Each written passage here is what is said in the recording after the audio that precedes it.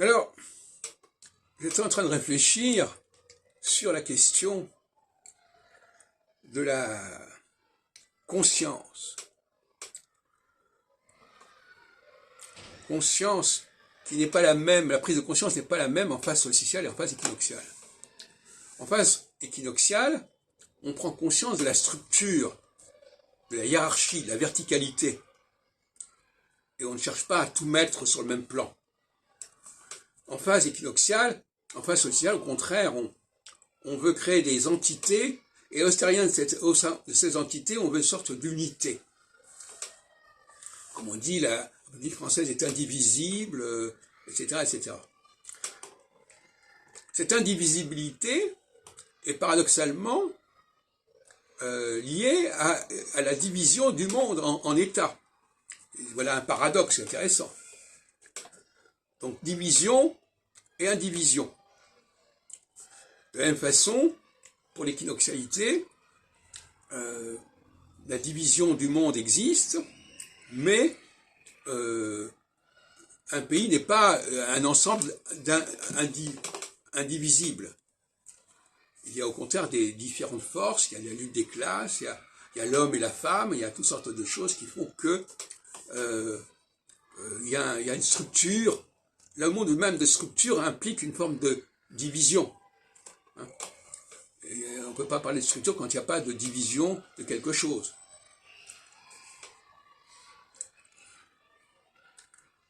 Donc, en phase équinoxiale, on s'aperçoit d'une certaine imposture de la solsticialité. Que cette notion d'entité bien séparée par des frontières, par des langues, c'est ce qu'on appellerait la vision babélique.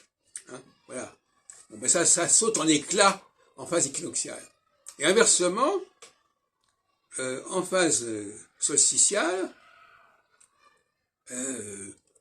c'est à l'intérieur d'une société, on va parler d'égalité.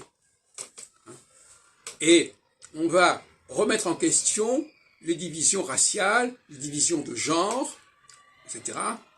Théorie du genre, on dit non, ça n'a pas de sens, le genre, etc. Et donc on met sur la sellette d'autres divisions. Donc chaque phase, chacune de ces deux phases, met en question des divisions qui ne sont pas les mêmes. Alternativement, ça sera soit la division entre États, qui sera considérée comme ridicule.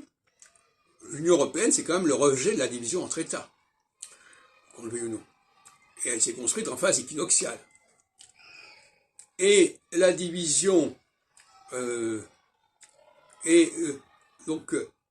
et en phase solsticiale, on revient sur la division entre États. Par exemple, la guerre en Ukraine, qu'on le veuille ou non, c'est le refus de l'interdépendance entre les États.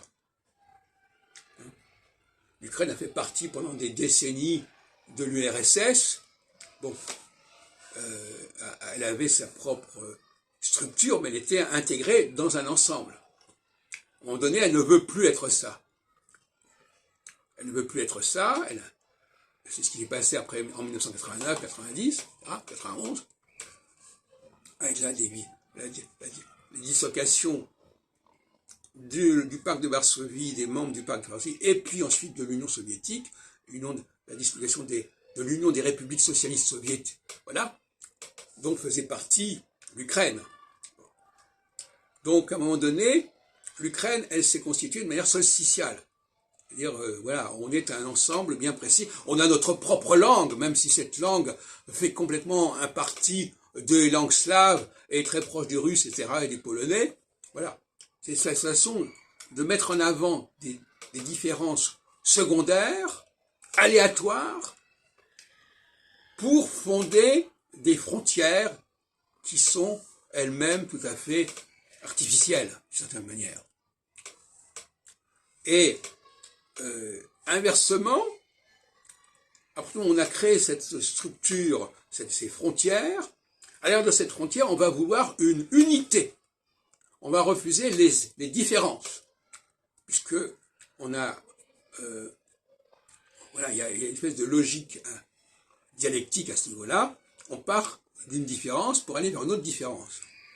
Donc refus de l'unité au sein d'un ensemble plus large, qui est l'Europe, qui est l'URSS, etc., pour arriver à une unité beaucoup plus restreinte, mais au sein de cette unité, on va refuser les différences. Ce qui explique un peu ce qui s'est passé en Allemagne aussi à certaines époques. Donc, voilà l'alternance. Et il n'y a pas à dramatiser.